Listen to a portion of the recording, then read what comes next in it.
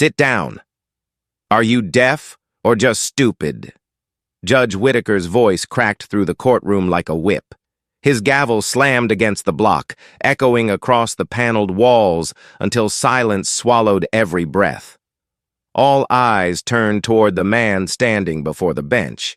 Dark blue suit, calm expression, eyes unflinching. His name was Darius Coleman, believed to be a defendant in a minor traffic case. No one knew he was, in fact, the chief special prosecutor of Cascadia, the man who had signed indictments for the state's biggest cases only days earlier. Whitaker glared down, voice cold and deliberate. 60 days in North Sound County Jail. Maybe next time you'll learn respect for this court. The sentence landed heavy, coated in disdain. A few whispers rippled through the room before dying quickly. No one dared move. Whitaker had turned a petty infraction into a stage for his authority. Darius didn't argue. He nodded once, sat down, and placed his hand on the leather briefcase beside him. The gold initials DC shimmered faintly under the lights, a quiet reminder of who he truly was. His gaze lifted toward the gavel in Whitaker's hand, the symbol of a system he was about to challenge. For 15 years, Judge Whitaker had been hailed as the pillar of discipline, the man who kept order. But behind the image was arrogance. He believed justice meant obedience, not fairness. To his clerks, he often said, "Justice isn't emotion, it's order. Some people are born knowing respect. The rest must learn it through fear." Darius had those exact words on tape, proof that the man adored power more than principle. When Darius rose again, the room went still. His calm made the judge hesitate. "Sit down," Whitaker barked, his voice trembling slightly. A guard stepped forward, hand on his baton. "That won't be necessary," Darius said softly, his tone deep and measured. He glanced around, tense faces, lowered eyes, the quiet weight of fear pressing on everyone. In his mind, he saw the conference room weeks earlier, charts spread across the table. 15 years of data, thousands of cases, and one undeniable truth. Black defendants received sentences 42% longer than white ones for the same crimes. The numbers didn't lie. They were the quiet confession of a system built to punish certain faces more than others. And at the center of that system sat Whitaker. He remembered what Sophia Reyes, his deputy, had said when he shared his plan. "You're risking everything, your career, your name." Darius had replied, "My name doesn't matter. Theirs do. The people buried in those case files. Now everything was in place. Every record, every statement, every witness. This hearing was the final piece. Whitaker, drunk on his authority, had no idea he was standing in a trap made of his own arrogance. Everyone thought Darius would leave in shame, unaware it was the judge who was about to fall. Whitaker raised the gavel once more, striking it down with satisfaction. Court adjourned. He leaned back, certain of his victory. Darius inhaled slowly, heart steady. Not fear, focus. He had waited for this moment. The system would finally confront itself, right here, in its own temple. Outside, rain began to fall over the courthouse steps. Cascadia rarely saw storms, yet thunder rolled faintly across the horizon. Inside, Darius, a greater storm gathered, one that would not stop at one man, but tear apart the illusion of blind justice itself.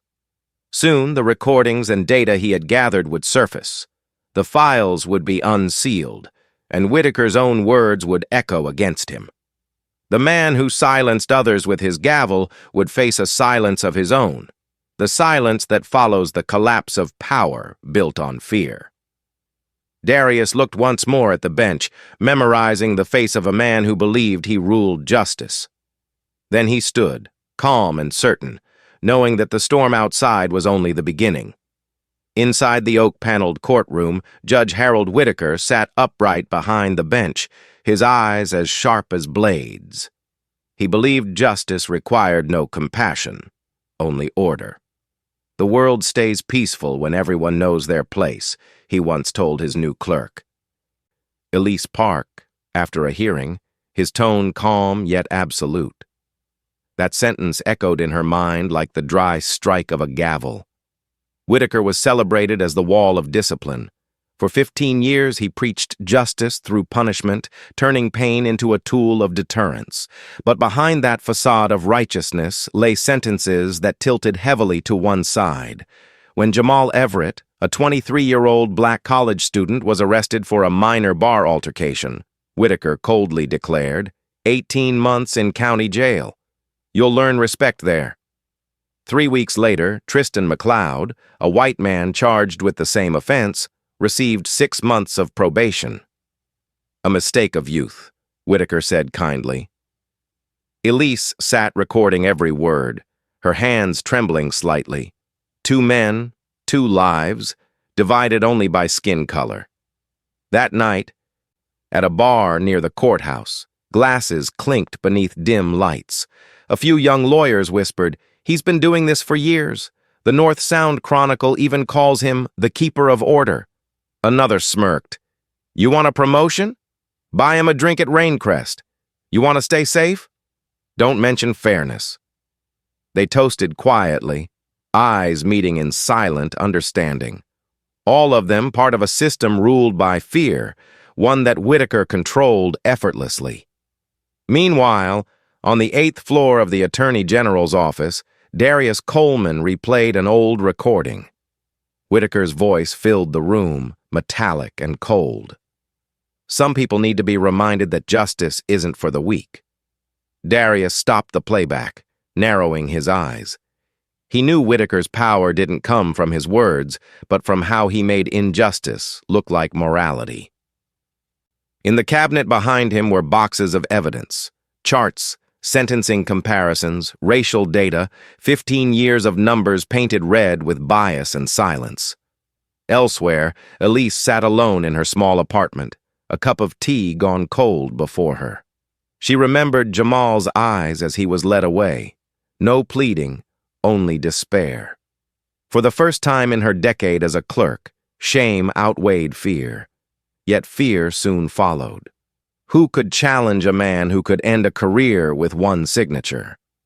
She opened her laptop and navigated to a hidden folder labeled Session Logs. Inside were dozens of audio files recorded after closed-door deliberations. Keep him in over the weekend, increase the sentence for attitude, order must be preserved. She saved them all quietly, not to rebel, but because she could no longer pretend not to see. At Raincrest Lounge, under warm amber light and murmured laughter, Whitaker raised a glass with local politicians. "You deserve a seat on the Court of Appeals," Senator Godfrey said with conviction. Whitaker smirked. "I only do what's necessary to keep chaos at bay." Applause followed. No one knew that, just a few blocks away, someone was turning those very words into evidence. That night, Darius stood by his office window, watching fine rain blur the lights of Harborview. He thought of the lives destroyed under Whitaker's gavel, of sentences carved by prejudice disguised as discipline. Sophia Reyes, his deputy, had warned him. "If you go after Whitaker, you could lose everything." He had replied, "My name means nothing compared to the people who lost their freedom for the color of their skin." She had said nothing more. But the look in her eyes held both fear and admiration. The next morning, she returned to his office and set a thick file on his desk. The columns of numbers glowed in red. Black defendants received 42% longer prison terms than white ones for identical charges. Darius closed the file slowly. His voice was low but certain. "Collect every record. Digitize everything. I want proof they can't deny." Outside, thunder rumbled faintly across the gray sky. Storms were rare in Harborview, yet the air felt charged, dense with warning. Inside Darius, another storm was already rising, one not aimed at the powerless, but at the wooden chair where a man still believed he was justice itself. Morning light spilled cold and pale over Harborview, but inside the North Sound courthouse, the air was thick with the scent of burnt coffee and old paper. Judge Harold Whitaker arrived early, his gray suit immaculate, silver hair slicked back, his steps measured with the weight of authority. As he walked through the corridor, clerks and bailiffs bowed their heads slightly. It was not respect they showed, it was fear. Whitaker liked that. To him, fear was the extension of order. When Elise Park greeted him, he barely nodded. "How many cases today?" 11, sir." "Good. The more, the better. A productive day is when someone gets reminded of their place." He smiled faintly, the kind of smile that made people shiver. On the front page of the North Sound Tribune, a photo of Whitaker stood between state flags under the headline, "The People's Judge, the Guardian of Justice." The article praised him as a man unbending to political pressure and a monument of ethics in chaotic times. Across the street in a small cafe, two young public defenders read the same paper and shook their heads. "A monument?" one scoffed. "He's a nightmare for every black defendant." The other sighed. "Everyone knows it, but who dares speak? You talk, you're reassigned. Whitaker's got friends everywhere." They fell silent, staring at the courthouse. A fortress built not of law, but of fear. That afternoon at the Raincrest Club, Whitaker dined with three of the state's most powerful men, Senator Godfrey, the Bar Association's president, and businessman Walter Crane. Crystal glasses clinked under amber lights. "You're the perfect nominee for the Court of Appeals," Godfrey said confidently. "Cascadia needs someone like you, firm, decisive." Whitaker sipped his wine, eyes narrowing. "I simply do what's necessary. When forced to choose between order and compassion, I choose order." Laughter rippled through the room. Behind the bar's glass partition, a young Asian waiter overheard everything. He quietly recorded the conversation on his phone, a habit he learned from his sister, a journalist whose article on the courts had once been buried before publication. Meanwhile, on the 8th floor of the Attorney General's office, Darius Coleman sat with Sophia Reyes and Dr. Lin Nguyen, a judicial statistics expert. Boxes of files surrounded them, wires tangled among laptops linked to the state database. "We've compiled 15 years of Whitaker's rulings," Lin said, pointing at a spreadsheet full of numbers. "On average, black defendants receive sentences 42% longer than white defendants for identical crimes. In some categories, the gap exceeds 60%. Sophia tapped her pen against the table. "The numbers are clear, but the public needs more than data." Darius nodded. "They need a story. One case, one human face, something to show that injustice isn't in the code, it's in the heart of the system." He turned to Sophia. "Start reaching out to public defenders who've stood before Whitaker. I want the files for Jamal Everett, Malik Jefferson, and every similar case. Compare them with those who got leniency." Sophia frowned. "And what do you plan to do with all this?" Darius's voice was low but steady. "Turn it into evidence. But first, we need him to expose his own bias." Late that night, city lights shimmered against Darius's office window. He opened the folder labeled Project Balance. Dozens of notes, scanned verdicts, and charts filled the screen. One file stood out, Plan A. He read the final line slowly. "To prove bias, make the judge become the judged." Leaning back, he closed his eyes. The idea was dangerous, maybe insane, but there was no other way. A man like Whitaker would never admit fault. He'd only reveal himself when he believed he was untouchable. Across town in her small apartment, Elise Park replayed the latest recording. Everett case. Sentence him harshly to set an example. The public must see the law is stronger than sentiment. Whitaker's voice was smooth, certain, merciless. She saved the file and renamed it Session 103. On her desktop, she created a new folder, Evidence.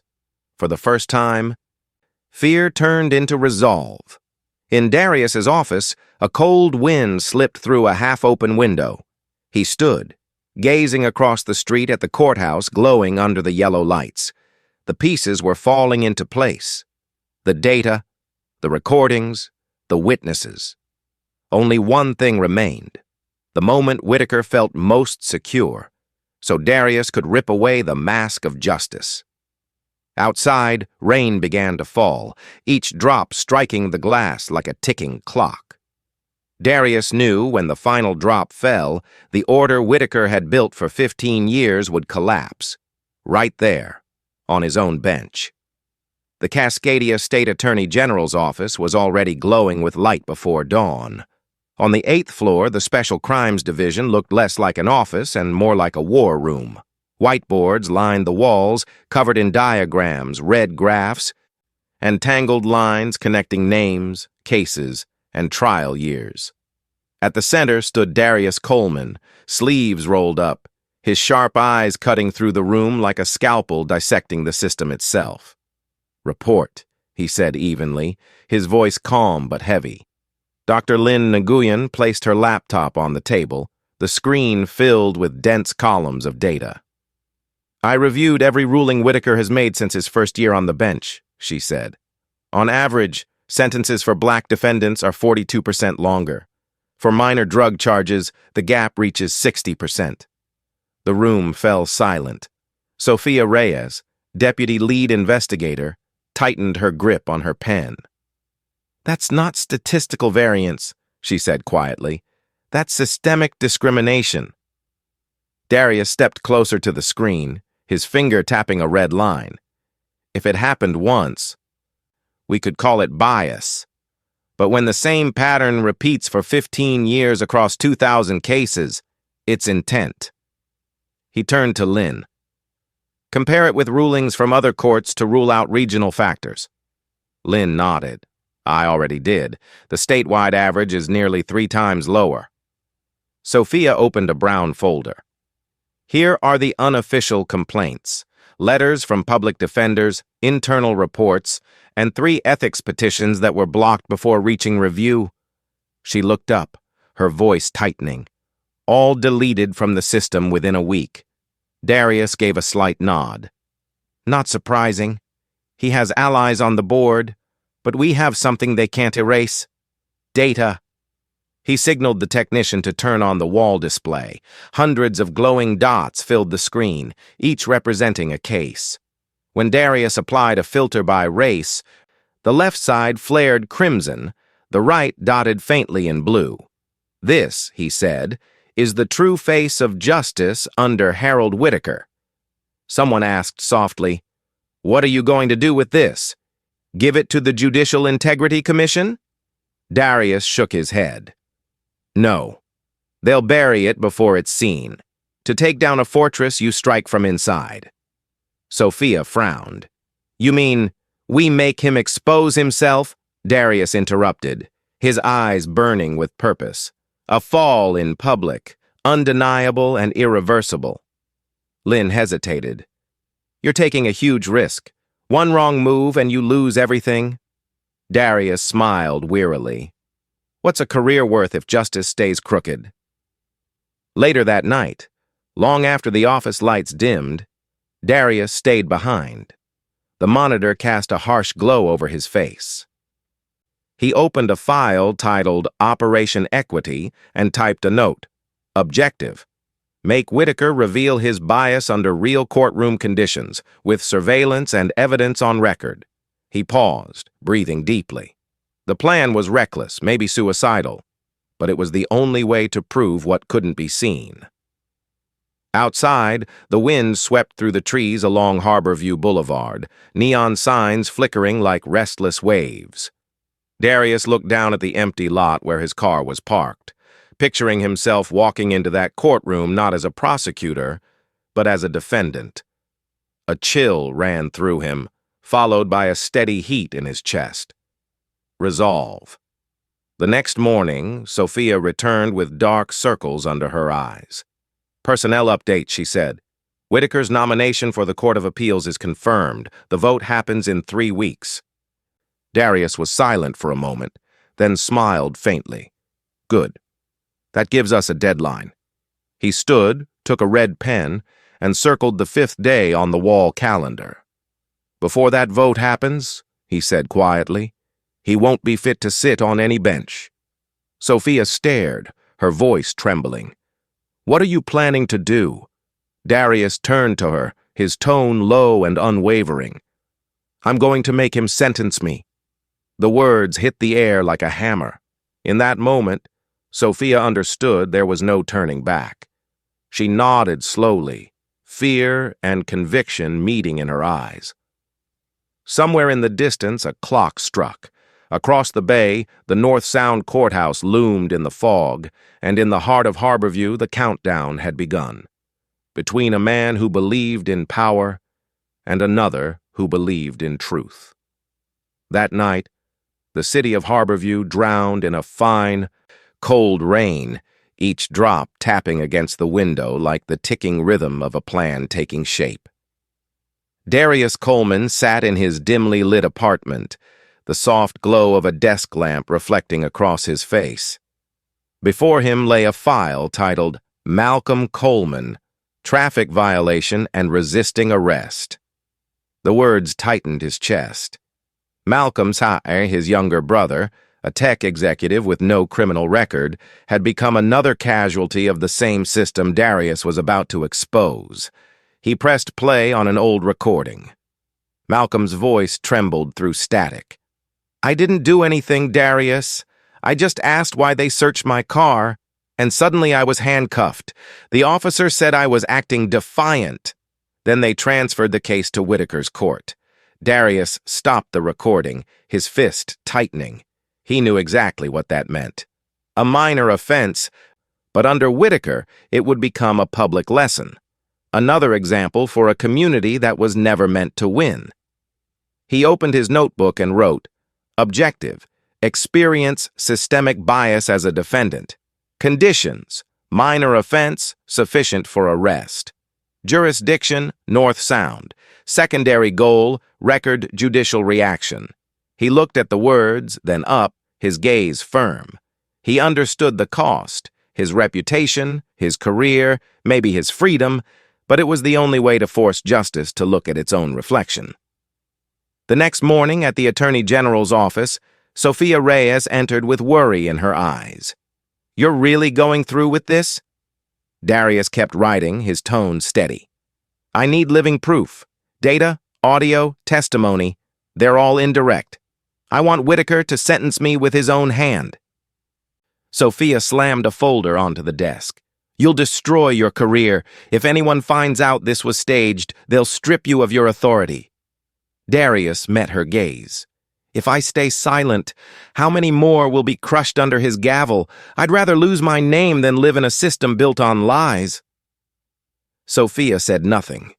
She had worked with him for 8 years, seen his resolve border on stubbornness, but never had his calm carried such danger. At least let me handle the cleanup, she whispered. If this goes wrong, I'll shield you. He shook his head. No. Do your job. If I fall, continue the investigation. Don't save me. Save justice. Later that night, Darius met Danny Rojas, a traffic officer he had known since his days as a district prosecutor. They sat in a parked car under the rain. I need a favor, Darius said quietly. A traffic stop. Recorded on camera. I need to be arrested, legally, but just enough to land in Whitaker's jurisdiction. Danny's eyes widened. You've lost your mind. I can't fake an arrest on my superior. Darius slid over a signed waiver. This is on me. You won't be liable. Just follow protocol. No favoritism. Danny exhaled hard. You're playing with fire, Darius replied. No, I'm extinguishing it. You're just lighting the match. 3 days later, under a blanket of fog, Darius drove his black sedan across the North Sound Bridge, deliberately 10 miles over the limit. Blue and red lights flashed.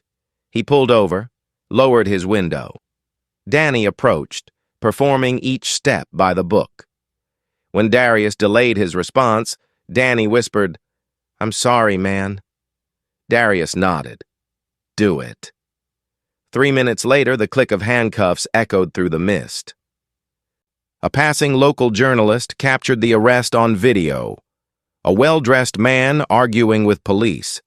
The clip went viral, and as Darius predicted, the case was assigned to the North Sound Courthouse, Judge Whitaker's domain. That evening, Sophia received the news, gripping her phone as her heart sank. He actually did it, she told Dr. Lynn Nguyen. He turned himself into evidence. Lynn sighed heavily. If one thing goes wrong, we may lose him forever. In a holding cell that night, Darius sat quietly in the dark. He removed his watch, set it on the table, and watched the seconds crawl by. Everything was unfolding exactly as planned. Now, all he had to do was wait for the day he would stand before Whitaker, not as a prosecutor, but as a defendant in the court he had once served. Outside, the rain stopped, leaving a faint glimmer of dawn on the horizon. A new chapter was about to begin, one where the accused would become the accuser, and the truth would finally be revealed inside the very room that had buried it for 15 long years. The 12th floor conference room of the Cascadia Department of Justice glowed under harsh fluorescent light. On the long walnut table lay stacks of case files, charts, and audio recordings. Dr. Lynn Nguyen, a judicial statistics expert, adjusted her glasses and opened the first slide. The screen filled with red columns, a 42% sentencing gap between black and white defendants under Judge Harold Whitaker's rulings. I've verified it 3 times, Lynn said firmly. Every variable eliminated. This isn't unconscious bias. It's a pattern of intent. At the head of the table sat Deputy Attorney General Rafael Ortega, his expression carved from stone. Beside him, Federal Agent Naomi Chen from the Civil Rights Division took rapid notes. Sophia Reyes, head of the state investigation team, opened her laptop and played audio recordings obtained from Whitaker's former clerk, Elise Park. Whitaker's voice filled the room, calm but chilling. Keep him through the weekend. Let him learn that the law isn't something to bargain with. The silence that followed was heavy. Ortega looked up, anger flashing in his dark eyes. That's direct evidence, he said. How many hours of recordings? 46, Sophia answered. At least 12 instances where he explicitly increased sentences for what he called defendant's attitude, which is just code for racial prejudice. Naomi's voice was sharp. Are your witnesses ready to testify? Yes, Sophia replied. Elise Park is under protection. She's willing to testify anonymously. Lynn switched slides. Here's the comparative data. Only 2% of state judges show a disparity above 20%. Whitaker's exceeds 40%. Ortega exhaled slowly. If this holds up, it's the biggest judicial scandal in a decade. Outside, rain tapped steadily against the windows, a quiet countdown in motion. The door opened. Darius Coleman entered, his dark coat damp, face weary but eyes burning with focus. The room turned toward him. Ortega spoke first. I heard you were arrested in North Sound? Darius smiled faintly. That's right. Whitaker will personally preside over my case tomorrow morning. The room stirred in disbelief. Lynn's voice trembled. You can't possibly mean you made yourself the evidence? Darius sat down, opening his briefcase to reveal a thick file. Every part of it was planned. I've been charged with a traffic violation and resisting arrest under Whitaker's jurisdiction. We'll have direct evidence, both audio and video. Naomi frowned. Do you realize the risk? If you're detained, we can't interfere before the verdict. Darius replied evenly. Risk is the only thing that keeps justice alive. If Whitaker truly believes he's untouchable, he'll act on instinct. And the instinct of unchecked power is self-destruction. Ortega leaned back, thinking. What do you want from the federal side? I need lawful oversight, Darius said. Tomorrow's hearing must be recorded by courthouse security and streamed in real time to the Civil Rights Division. Naomi jotted notes.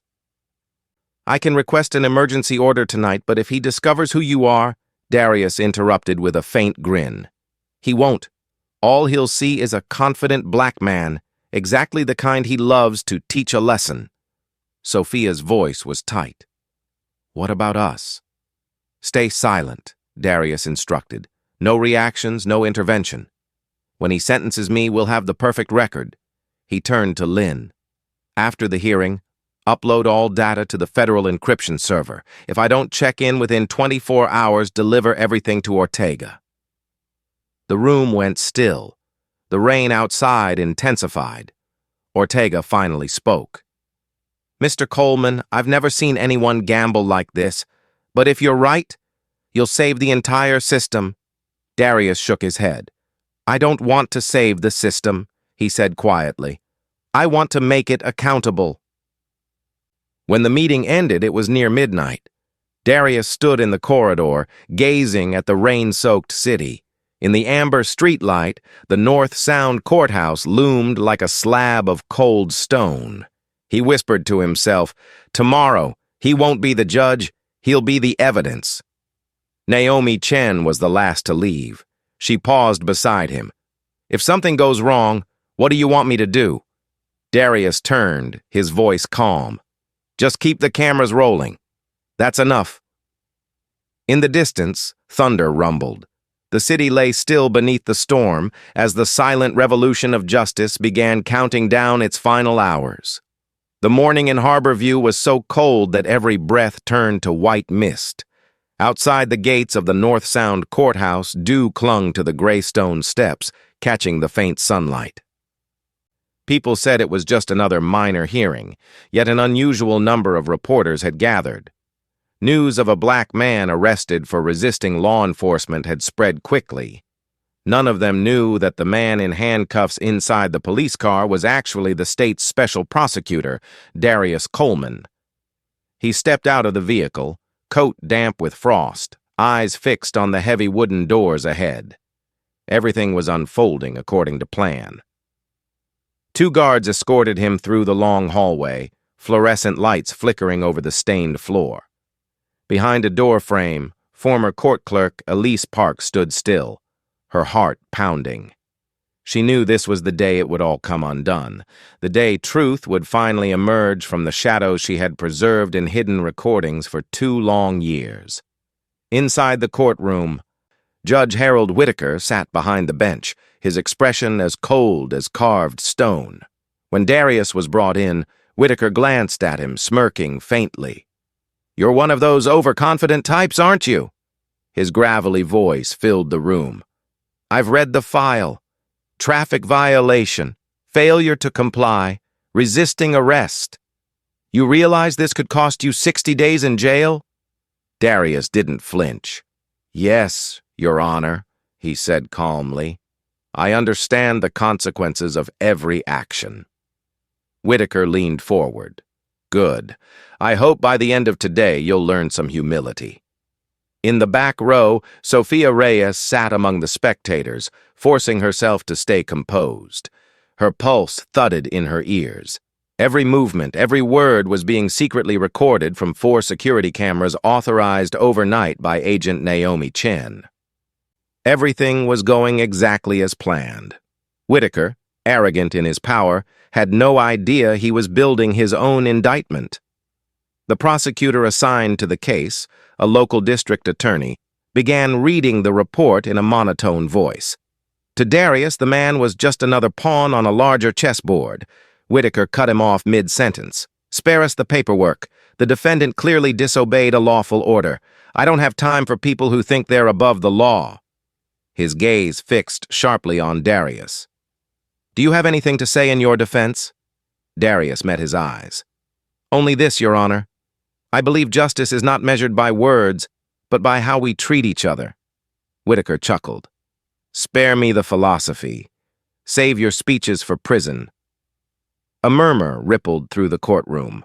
Behind the clerk's desk, Elise lowered her head, a tear slipping down her cheek.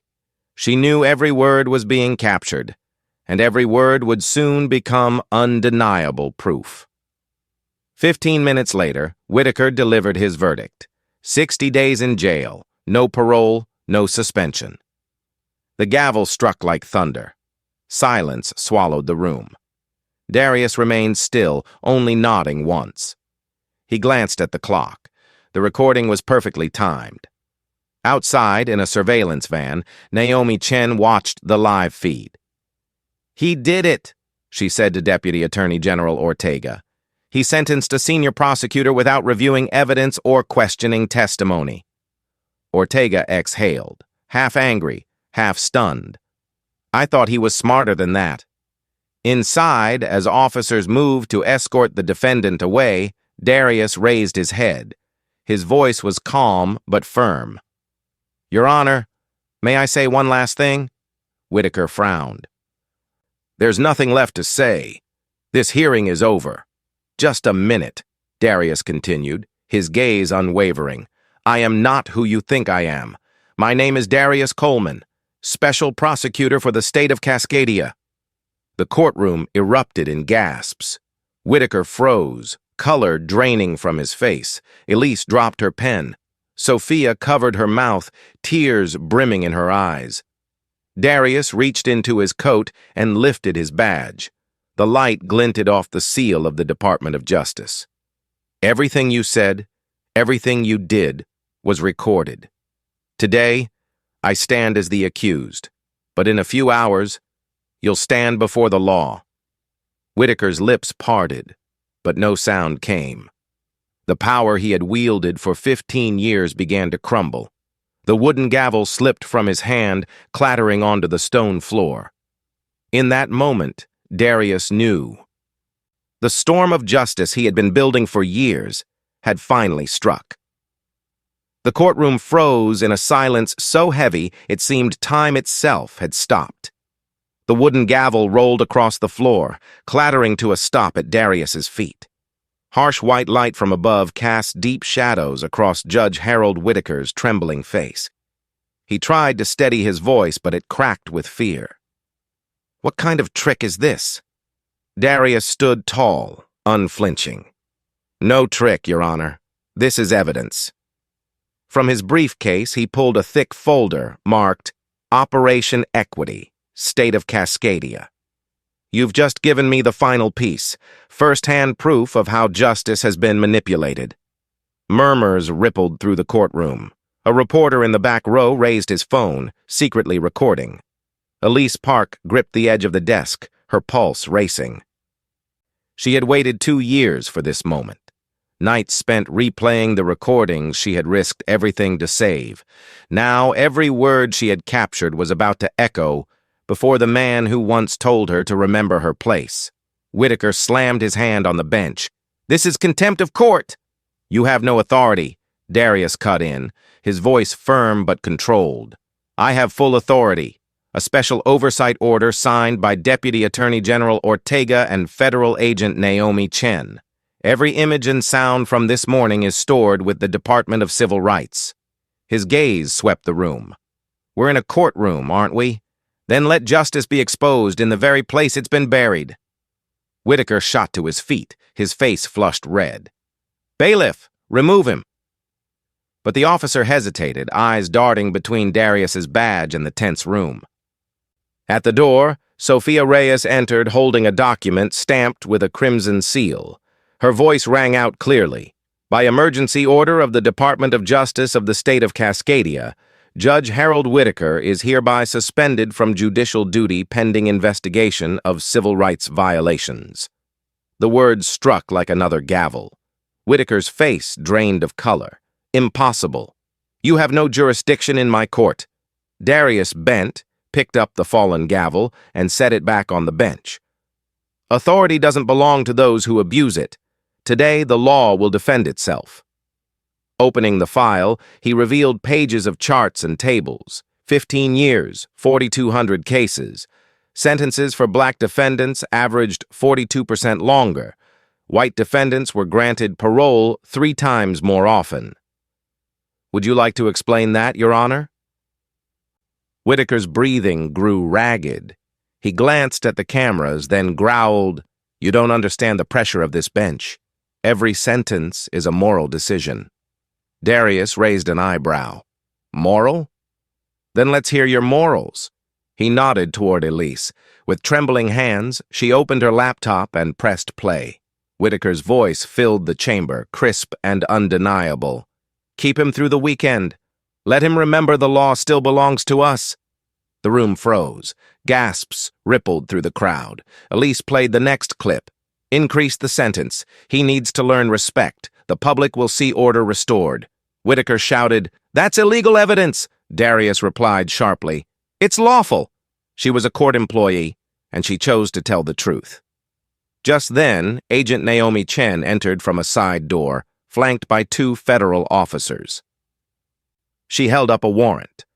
Under Title 18, U.S. Code, Section 242, Harold Whitaker is under federal investigation for deprivation of civil rights under color of law.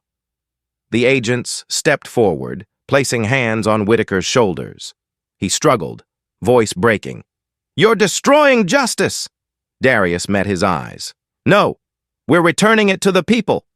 A single clap came from the back row, then another, until applause filled the room. Cameras flashed. Elise covered her mouth, tears streaming down her face. Sophia turned to Darius, her eyes bright. He stood still, breathing deeply.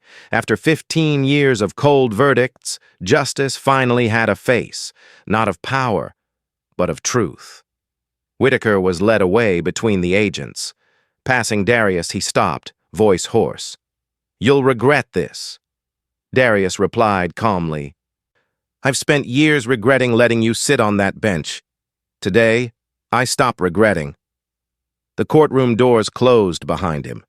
Outside, sunlight broke through the clouds after a night of rain. Darius stepped down the stone stairs and looked up at the brightening sky. He knew this wasn't the end, only the beginning of investigations, retrials, and the long work of rebuilding faith. But in this moment, he had won. Not by toppling power, but by forcing justice to finally open its eyes. The marble halls of the North Sound Courthouse still echoed with footsteps as federal agents escorted Harold Whitaker away.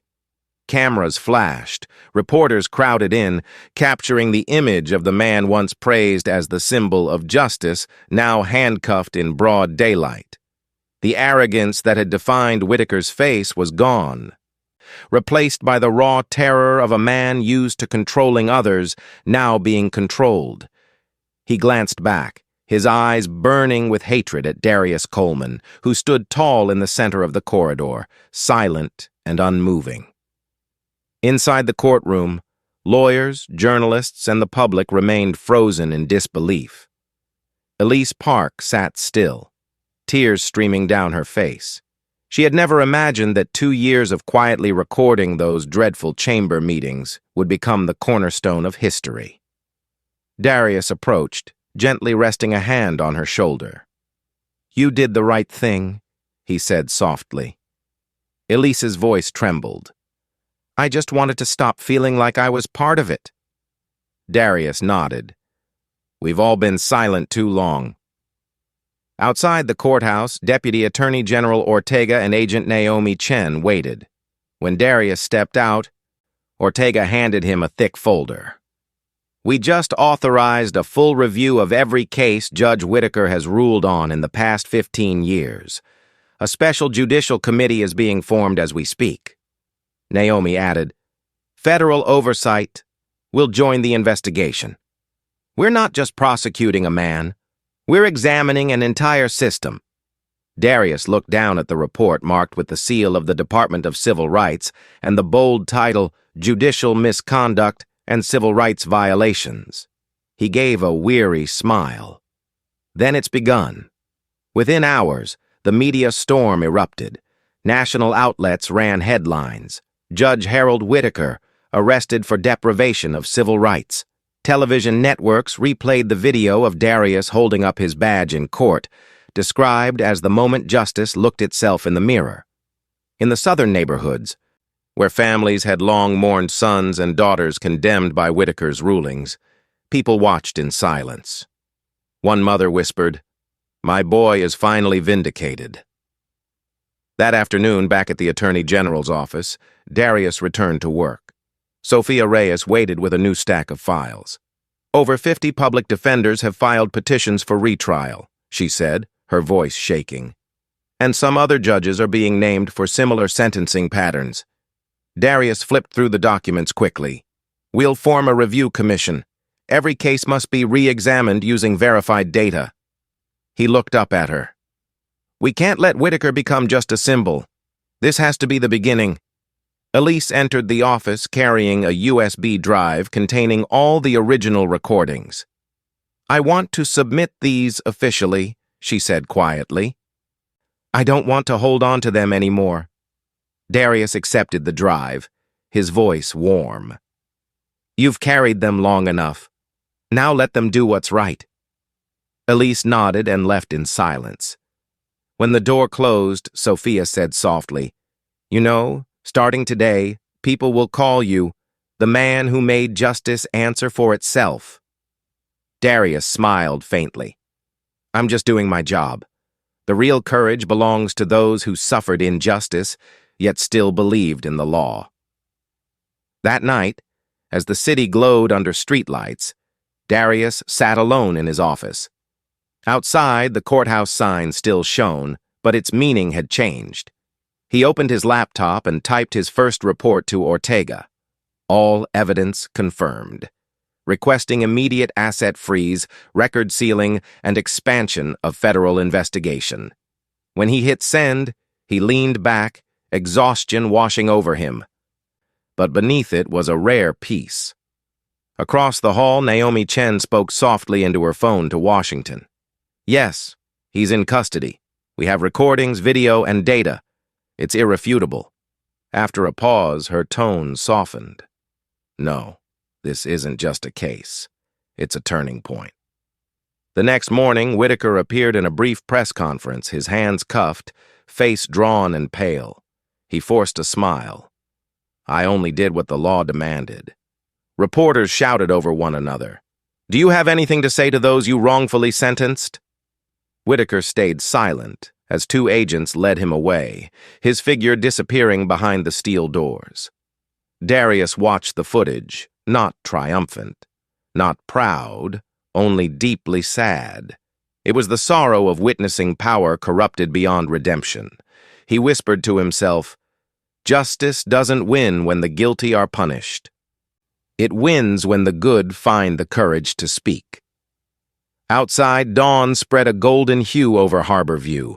The city gleamed after the long night. And Darius, his gaze steady, knew this was only the beginning, the long journey to rebuild the trust that one man, in the name of law, had destroyed for 15 years. A week after the arrest, the Cascadia Attorney General's office had become the center of a legal storm. Reporters surrounded the building, cameras flashing day and night. Inside, on the 8th floor, Darius Coleman and his team ignored the chaos. Their mission was massive, reviewing over 4,000 cases once handled by Judge Harold Whitaker. At the digital board, Sophia Reyes pointed to a list. "These 100 cases show the clearest bias," she said. Darius scanned the names. "Start with those still imprisoned.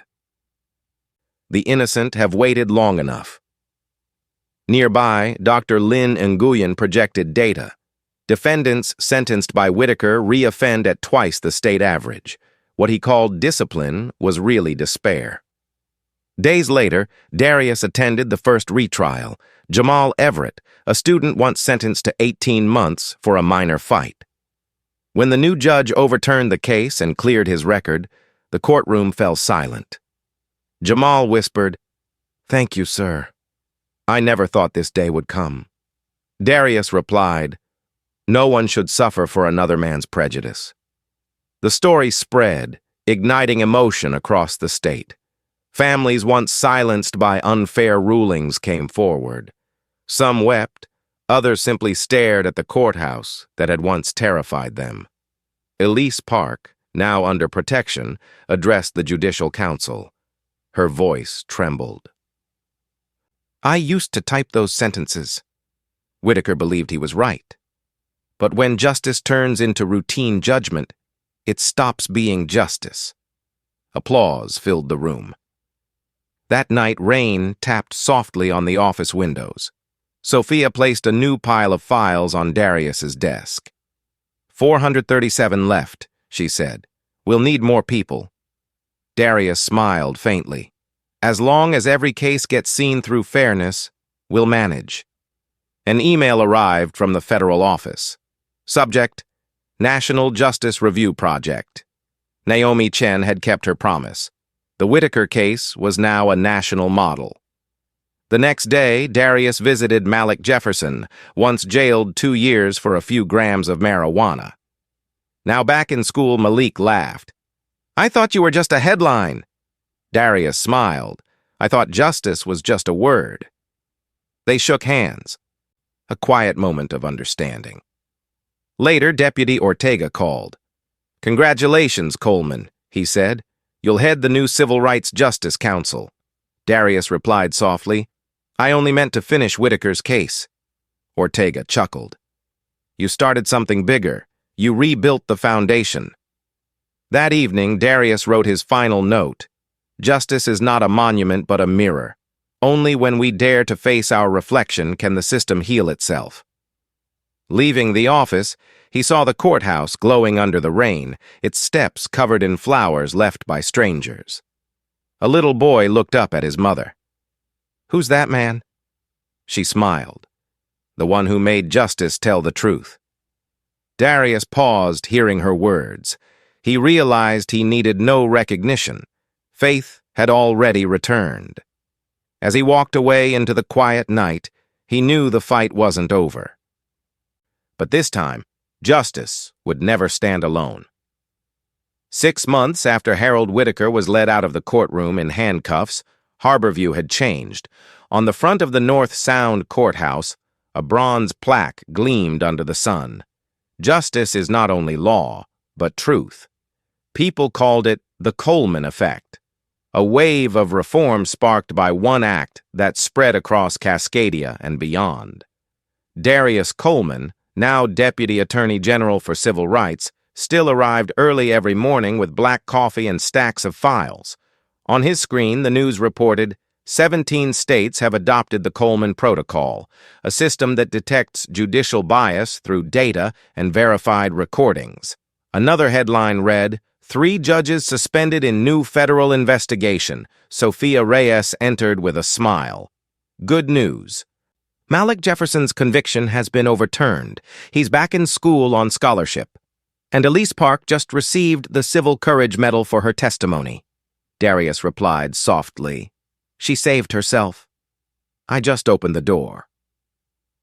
That afternoon, in a video call with Deputy Ortega and Agent Naomi Chen, Naomi showed a national map. 32 states now use the Coleman system. It finds sentencing disparities in minutes, not years. Ortega added, Washington approved federal funding. You'll lead the pilot in 12 states. Darius paused, humbled. I never thought it would go this far. Naomi smiled. Justice only needs one person brave enough to start. That evening, in his apartment overlooking the bay, Darius watched the old video, the moment he raised his badge before Whitaker. Not out of pride, but to remember that power means nothing unless it's used to fix what's broken. Outside, the sunset painted the water gold. He thought of Jamal, Malik, Elise, people who had carried the weight of injustice and still believed. An email arrived from Dr. Lynn Nguyen. Since adopting the Coleman Protocol, racial sentencing gaps have dropped by 18% in 6 months. It's a small step, but a beginning. One line stayed with him. When justice can see itself, it learns how to heal. The next day, Darius attended the launch of Transparent Courts, inspired by the Whitaker case. As he stepped on stage, the audience rose in applause. 6 months ago, I was sentenced to 60 days in jail, he said. Today, I'm here not to celebrate victory, but to remind you, Justice belongs to those brave enough to question it. The crowd erupted. The Coleman Protocol isn't magic, he continued. It's just a tool. What changes the world are people who still believe in justice. Afterward, Naomi said, "In Washington, they call you the man who gave justice a new face." Darius smiled. If justice has a face, I hope it's finally smiling. That night back at his office, rain tapped softly on the windows, just like the night he'd planned his arrest. On the wall hung a photo of the courthouse at sunrise. Beneath it the words, "Justice is not my victory, but everyone's right to live in truth." Darius turned off the light and walked away, his reflection small but steady, a symbol of faith reborn. A spring morning bathed the Cascadia Department of Justice in golden light. In his 15th floor office, Darius Coleman adjusted the new nameplate on his desk. Deputy Attorney General, Civil Rights Division. Under the warm sunlight, the engraved letters gleamed like a reminder of the long road he had traveled. He smiled faintly, sipped his black coffee, and gazed through the window. Below, the city of Harborview shimmered in the morning glow, and in front of the North Sound Courthouse, the place where he had once been sentenced to 60 days in jail, crowds of visitors now filled the plaza. On his desk lay a thick stack of files. The first page bore the heading, "Statewide Retrial Results Report." He turned the pages slowly, stopping at the number, 437 cases reviewed, 43 fully overturned, 112 sentences reduced. At the bottom was a list of restored names: Jamal Everett, Malik Jefferson, Thomas Morrison. He read each name softly, like a prayer for the years stolen from them. The door opened quietly. Sophia Reyes stepped in, holding a folder. "Morning briefing," she said with a smile. "The state Supreme Court just passed the Judicial Transparency Act. All criminal case data will now be public and digitized." Darius nodded, his eyes brightening. "Then the circle is complete. The system can finally see itself." Sophia smiled back.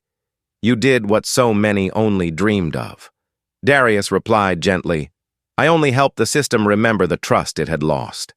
At noon, he joined a federal conference call. On screen, Agent Naomi Chen presented a national report. 32 states have implemented the Coleman Protocol, she said. Over 2,000 cases reviewed, 19 judges under investigation. Public trust in the justice system has risen 12%, an unprecedented number. Ortega, seated at the head of the table, allowed himself a rare smile. "You see, Coleman, one bold act created a ripple across the nation." Darius shook his head. "Not one act, sir. The result of countless people who still believe in justice." By late afternoon, Darius attended the opening of the Institute for Data Justice, a joint project between Cascadia and the Civil Rights Bureau. The new building gleamed with glass walls and a large banner that read, "Justice seen is justice no longer blind." When Darius took the stage, the audience rose in applause. His voice echoed steady and deep across the hall. "1 year ago, I stood in a courtroom only a few blocks from here, not as a prosecutor, but as a defendant. Back then, I didn't know if my actions would change anything, but now I know that when people choose courage, the system has no choice but to follow." He paused, eyes meeting the front row. Sophia, Naomi, Lynn, and Elise, the people who had walked beside him through a war without weapons. "Justice is not a lamp set on a pedestal," he said, "but a mirror for every hand that holds the scales. When the mirror fogs, our duty is not to break it, but to clean it." The hall fell silent, then erupted in applause, mingled with quiet sobs. Elise wiped her tears, and Sophia clasped her hands, trembling with pride. When the ceremony ended, reporters surrounded him. "Mr. Coleman," one asked, "do you see yourself as a hero?" Darius smiled softly. "No. The real heroes are those who suffered injustice, yet still believed justice would return. I was only lucky to stand in the right place at the right time." That night, Darius returned to his apartment by the bay. He turned on the light, illuminating a framed photo on the wall. The moment he walked out of the courthouse the day Whitaker was arrested, behind him a crowd holding signs that read, "Justice fears no truth." He set the files on his desk, opened his laptop, and began recording a message requested by the media team, a statement to the nation. His voice was calm, deep, and resolute. "I am Darius Coleman, Deputy Attorney General for Civil Rights. 1 year ago, I walked into a courtroom as a defendant to prove that justice cannot stay blind forever. Today, I stand before you to say justice has opened its eyes." He looked straight into the camera. "If you believe truth has power, share this story. Comment, speak, and question, because justice does not live in silence. It lives in the voice of the people." He ended the recording and smiled. Outside the window, city lights shimmered across the bay like scattered stars. Darius whispered quietly to himself, "Justice is not the destination. It's the journey we must continue together."